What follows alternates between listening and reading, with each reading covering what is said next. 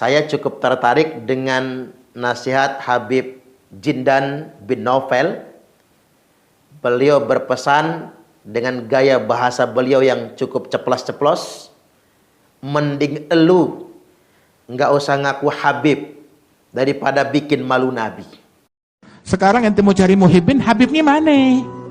Mana Habibnya? Lu Habibnya. Begitu. Mendingan lu jangan ngaku Habib, bikin malu Nabi. Lu pulang sana, jangan ngaku Habib, bikin malu Nabi. Lu yang mencoreng wajah Nabi Muhammad.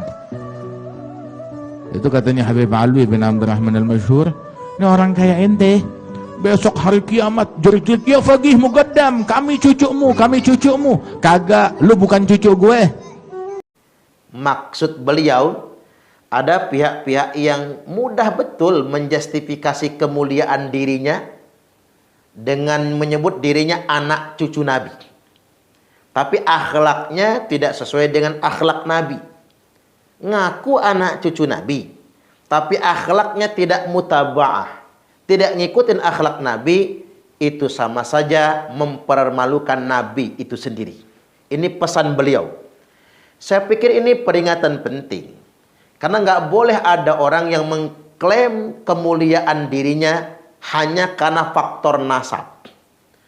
Apa bedanya dia dengan kaum jahiliyah zaman dahulu yang mengukur kemuliaan seseorang itu berdasarkan nasabnya, berdasarkan darahnya. Ini kan bentuk dari arogansi dan feodalisme sebetulnya, yang justru sikap yang bertentangan dengan ajaran Islam itu sendiri. Di mana Islam mengajarkan kepada kita kemuliaan itu ada pada akhlak seseorang dan ketakwaannya.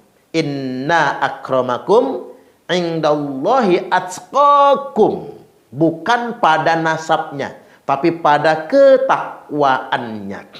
Pesan ini menarik untuk disimak oleh kita semua dan jadi peringatan bagi kita semua agar tidak ada arogansi yang mengatasnamakan nasab.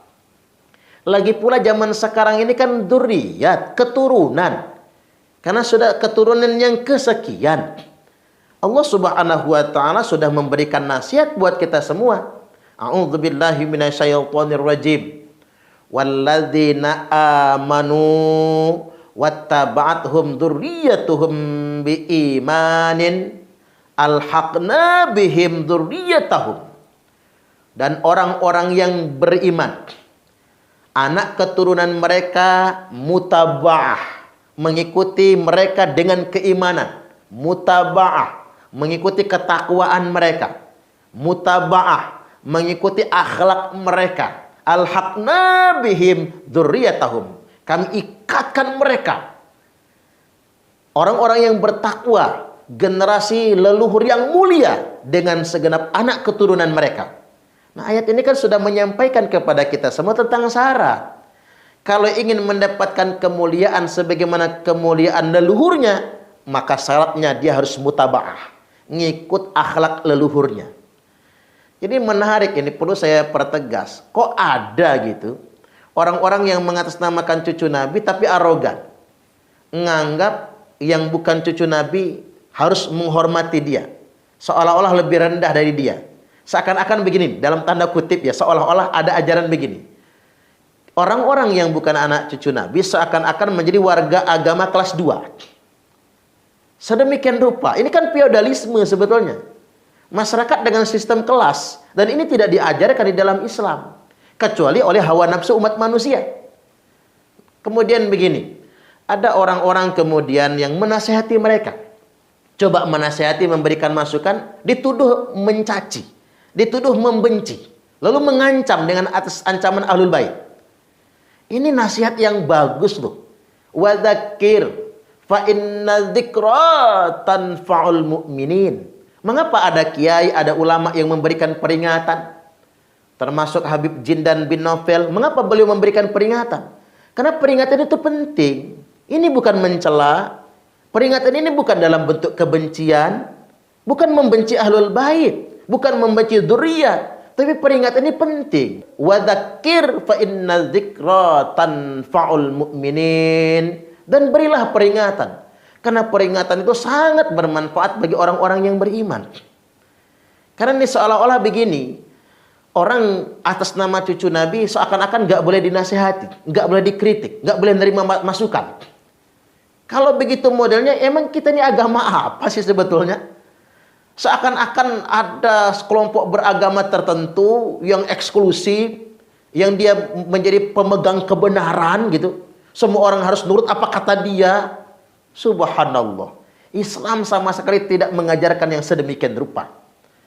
Alih-alih kemudian orang memberi nasihat, mereka katakan menghina ahlul bait, menghina dzurriyyat, lalu diancam, nanti matinya su'ul khotimah.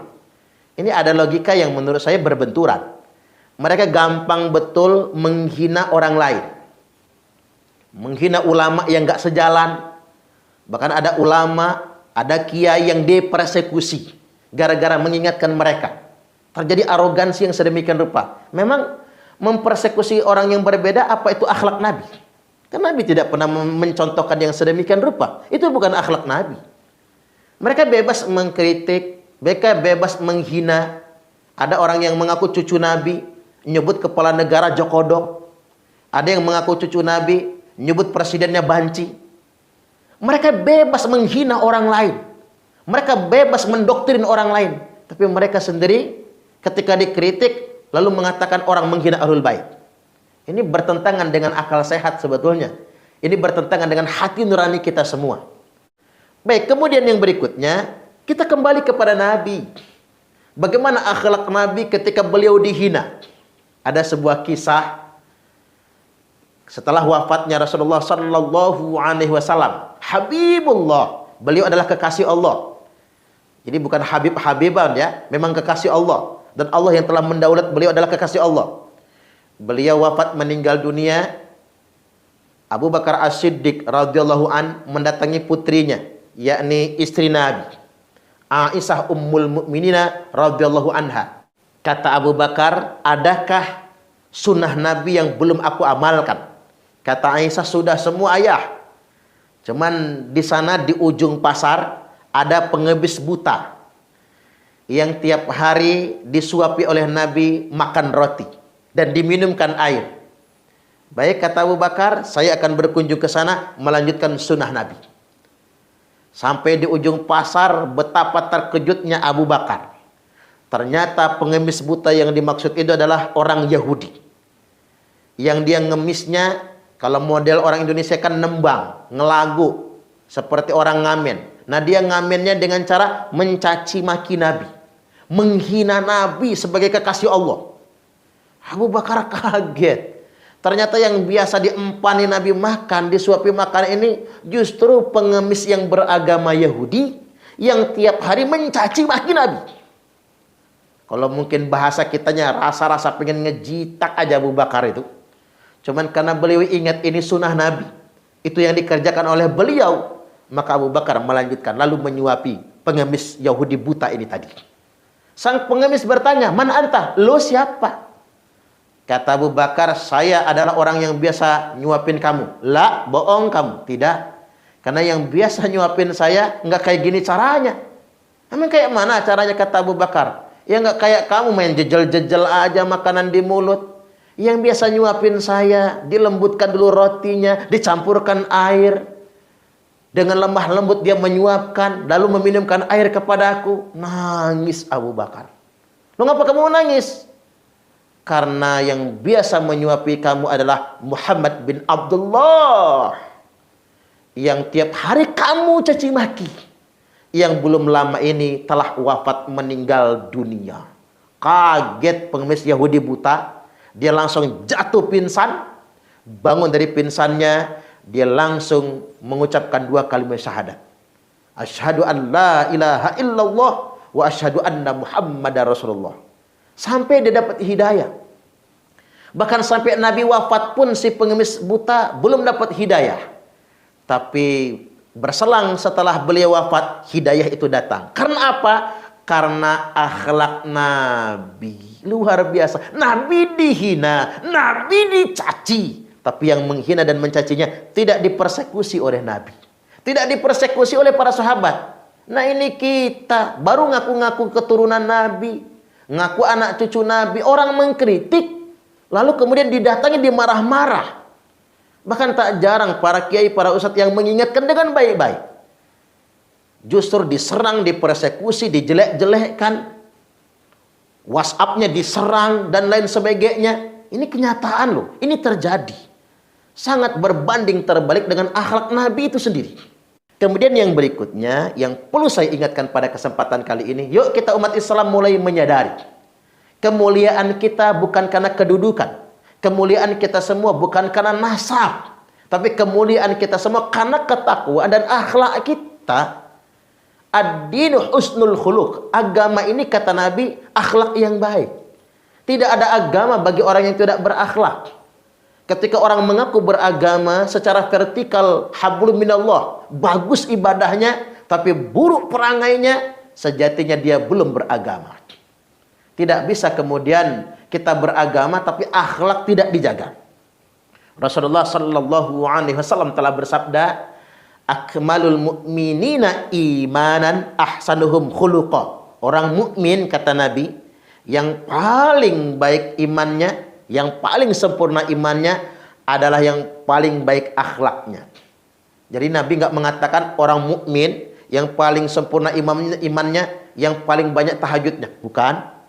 Yang paling banyak hatam Qur'annya, tidak juga. Tapi orang mukmin yang paling sempurna imannya adalah yang paling baik akhlaknya. Wa khiyarukum linisaihim khuluqa.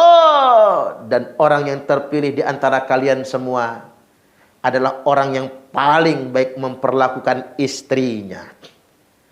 Saya sederhanakan ini, ternyata kalau ingin mengukur akhlak orang, jangan lihat bagaimana perilakunya di tengah orang kebanyakan, tapi lihat bagaimana akhlaknya ketika memperlakukan orang yang terdekatnya. Istrinya, asisten rumah tangganya, anak-anaknya, dan kemudian keluarganya. Islam adalah agama akhlak. Dan kata Nabi, perkara yang paling banyak memasukkan manusia ke dalam surga adalah satu, taqwallahi, takwa kepada Allah, wa husnul khuluq, dan akhlak yang mulia. Itulah mengapa Nabi menegaskan, tiada lain dan tiada bukan, Allah mengutus beliau karena untuk menyempurnakan akhlak yang mulia.